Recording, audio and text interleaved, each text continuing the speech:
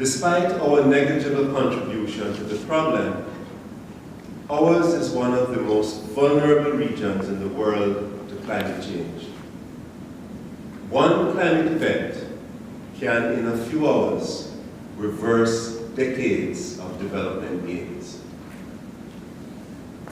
It has been estimated that the economic costs of climate change in just 3 categories, that is, increased hurricane damages, loss of tourism revenue and infrastructure damages, would total $11 billion annually by 2025, $22 billion by 2050, and $46 billion by the year 2100.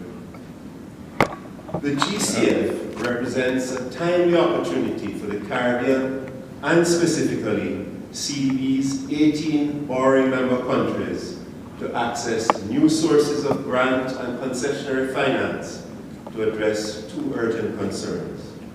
First, its inherent vulnerability to the adverse effects of climate change and natural disasters. And second, the region's high dependence on imported fossil fuels.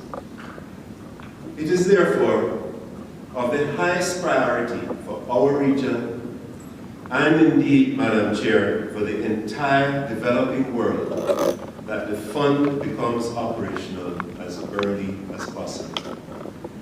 We in the Caribbean share the vision of the founders of this fund as enunciated in its governing instrument that, and I quote, "Given the urgency and seriousness of climate change, the fund is to make a significant and ambitious contribution to the global efforts towards attaining the goals set by the international community to combat climate change." End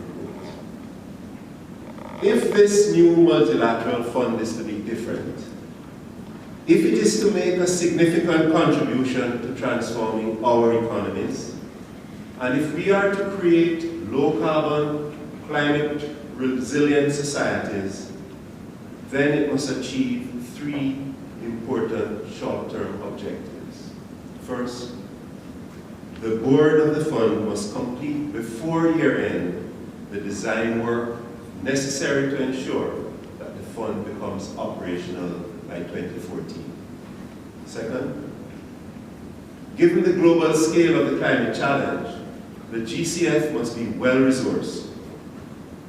In this regard, developed countries should, by the end of this year, make firm commitments towards resourcing the initial capitalization of the GCF.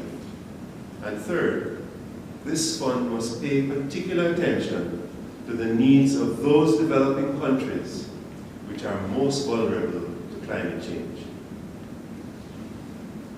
To ensure that these countries can access the fund on equal terms when it is fully operational, the board must advance in a meaningful manner its work program on climate finance readiness and the preparatory support.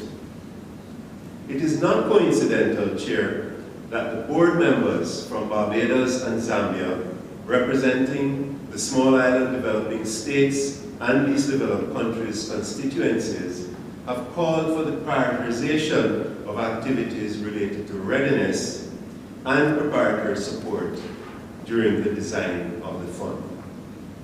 Developing countries in these groups have traditionally not accessed climate finance at levels commensurate with their high vulnerability to climate change. Take, for example, the case of the Caribbean.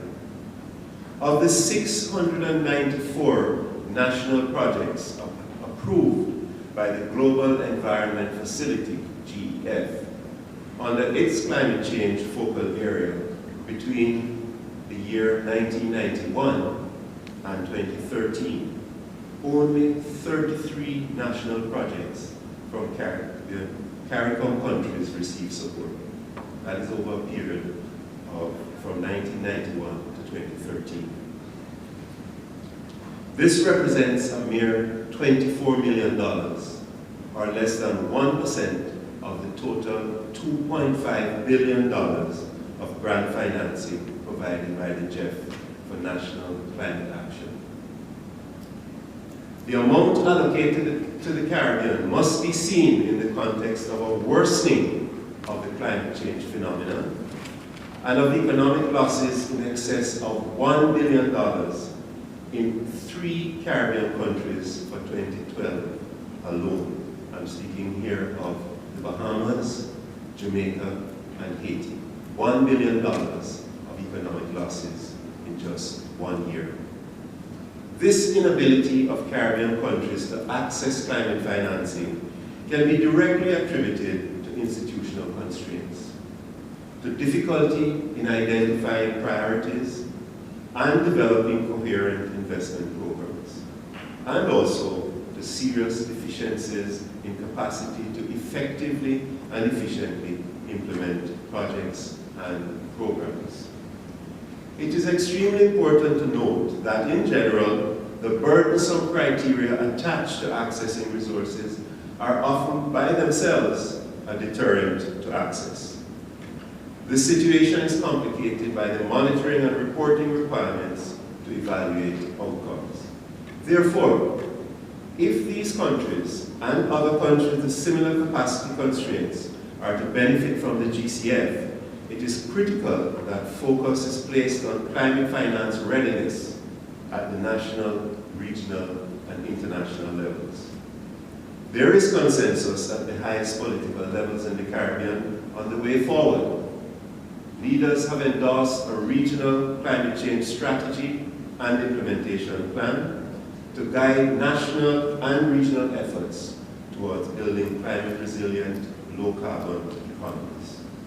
This effort will require transformational change by national governments, regional organizations, civil society, and the private sector, underpinned by an unprecedented level of financial resources and technical assistance. Within the context of the Regional Implementation Plan, CDB has been assigned, and we take very seriously the role of spearheading the region's resource mobilization efforts. Consistent with this mandate, CDB has developed a climate resilience strategy aimed at supporting capacity development in relevant national and regional institutions and at mobilizing new financial resources for climate action in the Caribbean. Our bank recognizes that if the Caribbean is to benefit from these new flows of low-carbon, climate-resilient financing, it must build and strengthen policy, institutional, and accountability capacities and expertise at the national and regional levels. Also, we recognize that we need to develop investment-ready, low-carbon, climate-resilient projects and programs. In order to achieve these objectives, CDB is working with its borrowing member countries, we're working with donors, and with other regional organizations, including the Caribbean Community Climate Change Center, which we affectionately call the 5 Cs, to develop and implement a comprehensive and structured climate finance readiness program for the region. Initially, this readiness program will focus on 5 priority areas. First, assisting countries to better integrate climate change, actions and priorities in national development planning and in budgetary processes. Secondly, strengthening national climate finance coordination bodies. And thirdly, assisting national and regional entities to gain accreditation under the Green Climate Fund's direct access modality, including through building and strengthening capacity at the national and regional levels to meet the fund's fiduciary standards and environmental and social safeguards. Fourthly, assisting the regional private sector to participate in the private sector facility of the GCF. And finally, planning, preparing, and implementing bankable climate-related projects and programs. As a strong financial institution with an intimate understanding of our borrowing member countries and the wider region, CDB, in our judgment, is well placed to intermediate climate funds from the GCF and from donors. We have a unique combination of fiduciary capacity, knowledge of the region, and relationships based on mutual respect and a shared vision for the advancement of our people. CDB also has the capacity to generate and mobilize knowledge and technical skills to address climate vulnerability in climate-sensitive sectors such as critical physical infrastructure. I refer here to water, roads, sea and river defenses, drainage, seaports, airports, and tourism and agriculture. We have developed this capacity over decades of work in these sectors. Our bank was established in 1970, so we have over 40 years of experience working in these types of projects. We look forward to sharing those experiences and lessons learned with other capacity-constrained developing country regions. In closing, Madam Chair, let me once again thank you for the opportunity to share some thoughts on an issue of tremendous importance to our Caribbean. Ladies and gentlemen, I hope that your 2 days in Barbados will be productive and that the outcome of this meeting will guide the efforts of the Fund in creating a level playing field for accessing the GCF at the commencement of its operations next year. I know that you're here to work, ladies and gentlemen, but this is a beautiful island in a beautiful region. Make sure you take it as a time. I thank you very much.